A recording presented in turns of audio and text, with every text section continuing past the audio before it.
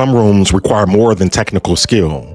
They require identity, they require courage, they require presence, and they require the kind of leadership no tool can automate.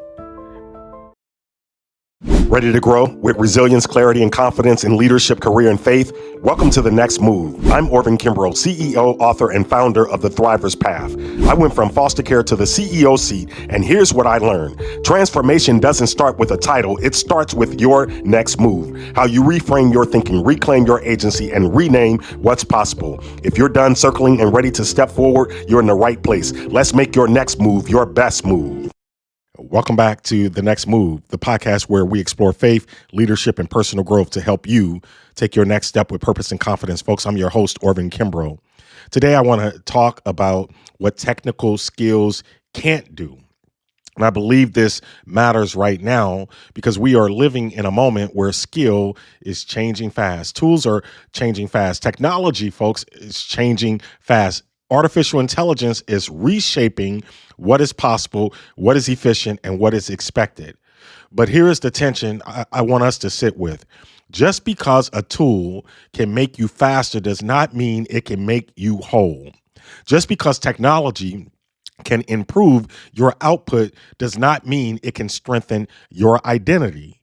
Just because AI can accelerate your competence AI can accelerate your competence does not mean it can deepen your confidence. I hope you caught that. And that is where the real leadership work begins.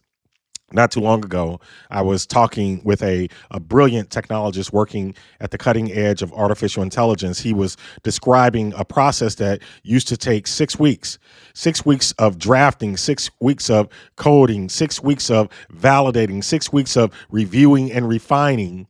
And now with the right tools, the same process can happen in about 30 to 40 minutes. So now let me be clear. I believe in that future. Absolutely believe in that future. I believe in using tools that make us better. I believe in technology that frees up capacity. I believe in innovation that helps people move with more clarity, more speed, and more imagination. I'm building in that space myself through Nivro AI because I believe technology can help scale wisdom, leadership content, and personal growth in ways we could not have imagined even a few years ago. But I also believe we have to tell the truth. Technology can help you produce, but it cannot tell you who you are. Technology can help you prepare, but it cannot give you courage. Technology can help you enter the room informed, but it cannot keep you from shrinking once you get there. And I know something about walking into rooms that did not feel built for me. I know what it is to carry a story that does not fit the polished version people expect. I know what it is to come from foster care, trauma, uncertainty, and survival, and then find myself in boardrooms, banking conversations, leadership tables, and civic spaces where nobody handed me a map. There were moments when I had technical ability. I had done the work. I had read the material, I had prepared, but preparation and presence are not the same thing. You can be prepared and still feel small. You can be qualified and still question whether you belong. You can have the skill and still wrestle with the silence inside of you that asks, who am I? Who am I to be here? That's why Joshua 1:9 matters. It matters so deeply. Be strong and courageous, for the Lord your God is with you wherever you go. God speaks this to Joshua as he steps into leadership after Moses. Think about that. Joshua was not stepping into a small assignment. He was stepping into transition. He was stepping into responsibility. He was stepping into a future that required him to lead people forward without having the same presence beside him that had shaped the generation before him. God does not say, Joshua, be strong because you have all the answers. He does not say, be courageous because the path will be easy. He does not say, be confident because everyone will affirm you. He says, be strong and courageous, for the Lord your God is with you wherever you go. Did you catch that? Wherever you go. Not just when the room feels comfortable. wherever you go, not just when the people already understand you, wherever you go, not just when your resume explains your presence, wherever you go, not just when your confidence is high, wherever you go. Into unfamiliar rooms, into difficult conversations, into leadership transitions, into opportunities that stretch you, into places where your story may not look like everyone else's story. God says, I am with you there too. That is the part technical skill, my brother, my sister, can't do. Technical skill can help you execute, but spiritual strength helps you endure. Technical skill can help you perform, but identity helps you remain grounded when performance is not enough. Technical skill can open a door, but courage helps you walk through it without abandoning yourself. This is where I think the triple R method becomes so important. First, we have to reframe the room. You are not lucky to be there. You may be grateful, you may be humble, you may be aware of the grace that carried you, but you are not lucky. You are sent, you are prepared, you are being formed for something that is bigger than your comfort. Sometimes we walk into rooms and give the room too much power. We let the room define us. We let the title of the people around the table shrink us. We let the language, the credentials, the history, or the culture make us feel like guests in a place where we have an assignment. But when you reframe the room, you stop asking, do I belong here? You start asking, what am I here to steward? That one question changes your posture. Second, we reclaim the story. Your background does not disqualify you. Your background deepens your leadership. The pain you survived, the systems you've navigated, the rejection you endured, the lessons you learned the hard way, those things are not just scars. They are sources of wisdom when surrendered to God and shaped by reflection. I don't lead in spite of my story. In many ways, I lead because of what my story taught me. It taught me to see people. It taught me to pay attention to systems. It taught me that behavior has a backstory. It taught me that dignity matters. It taught me that leadership is not just about moving numbers. It's about moving people, moving systems, and moving possibility. So when you reclaim your story, you stop hiding the very thing God may want to use. Third, we rename what is possible. The room is not their room. It is your stewardship. The opportunity is not just a promotion. It may be preparation. The pressure is not just a burden.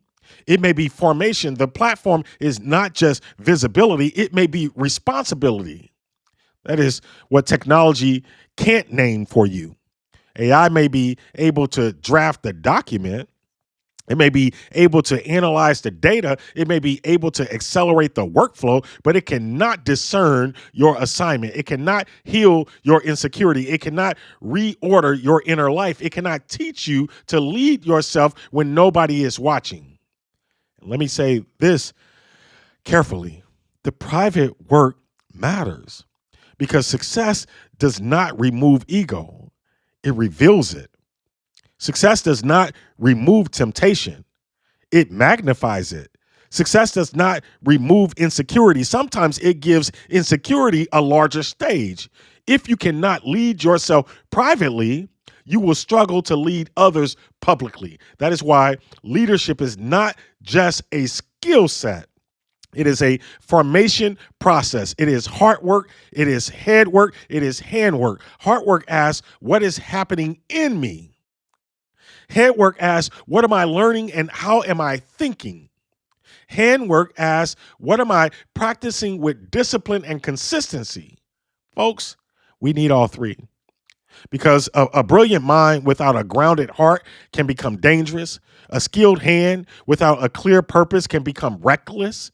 And a talented leader without inner alignment, without inner alignment can build something impressive while losing themselves in the process. So, yes, build your skills, learn the tools, use the technology, study AI, improve your craft, get better, get sharper, get more efficient, but do not confuse speed with purpose. Do not confuse access with assignment. Do not confuse technical ability with spiritual maturity. Do not confuse being useful with being whole, because the future will not simply belong to the people who know how to use the best tools. It will belong to the people who can remain deeply human while using them. The people who can move fast without losing wisdom. The people who can produce more without becoming less present. The people who can sit in powerful rooms without surrendering their soul to the room. The people who can lead with courage because their identity is not dependent on applause, approval, or acceptance. That's your next move. That is your next move. Use the tools, but do not let the tools define you. Grow your skill, but do not neglect your soul. Walk into the room, but do not leave yourself at the door. The Lord your God is with you wherever you go. And if God is with you there, then you don't have to shrink. You don't have to shrink there. You can stand. I hope you hear me. You can stand. You can listen. You can speak. You can steward. You can lead. Not because you know everything, not because you feel ready every moment, not because the room made space for you, but because your identity, my brother, my sister, your identity was settled before you ever arrived. Thanks for spending time with me on The Next Move. I hope today's reflection helped you see your situation differently and reminded you that you're not stuck, you're being strengthened. If this episode resonated, share it with someone who's standing at the edge of their next move. And be sure to subscribe so you don't miss what's ahead. For deeper reflections, tools, and guided pathways for growth, visit orvinkimbrough.com and explore the Thriver's Path. Until next time, remember, every small step taken with intention moves you closer to the life and leadership you're becoming. Let's keep moving forward together.